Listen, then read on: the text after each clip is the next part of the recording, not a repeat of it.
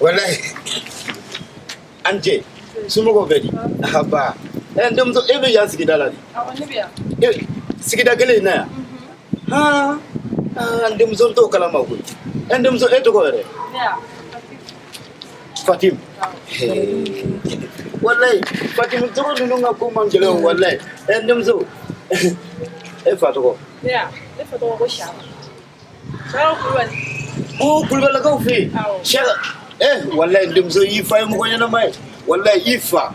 Wallahi ayo mugo ya mutana unye sigidana ala bado kira bado wallahi ifa ayo mugo yana mai wallahi ndamzo mimi nga ndeko ami mami na mugo ide ani mama mama me alhamdulillah rabbil alamin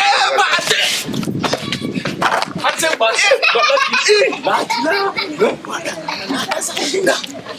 alhamdulillah atire gun agara to wallahi ni gwendinga na ni yere afela laje ta ko no sa mu wasweli patrati ndimzo agato taigana ya fere ba mu na ko be kono me mu fi wallahi secretary ni Usman tele ka tsene ya ne tani don ne ta do ni mu ko su mi yere me atuta mina abagabagata ndenga na wala ndenga mune be kono folo ni mata fo mai sam nta mo fe ni joni nga hereje ni ko sake mu tesko ni tarati mo ko ngolo deba fere di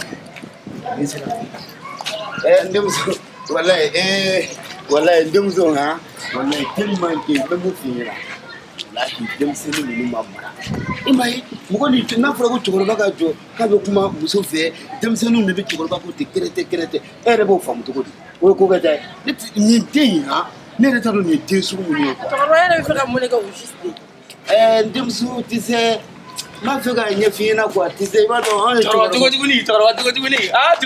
ni take wallahi take Est-ce que kenere ne ko ni me bomini Ibola mugolati etene do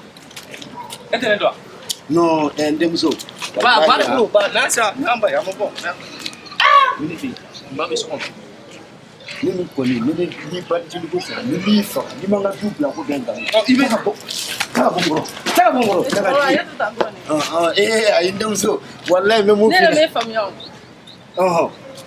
era nya bene leske ne Tiekoroba mso ndemzo kanu fosa mugo tu na fore ko ne be sige nyewe dala ni era fe gibina ni dinga me wala ne ba ko ndemzo Tiekoroba kana ni la jon kuma na kuma fila la tu ya ba ne era fe jatire tawla ni betanchila ay ndemzo wallahi ntajigela ete fo bima ko chemu fina be kla ka sai ka foka ala bien we naza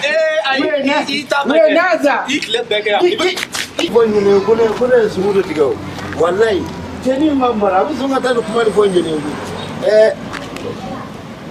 ay esgaba fo ay no we do temia abeso nga fo ba ide physique teni mai wallahi aba fo nyele we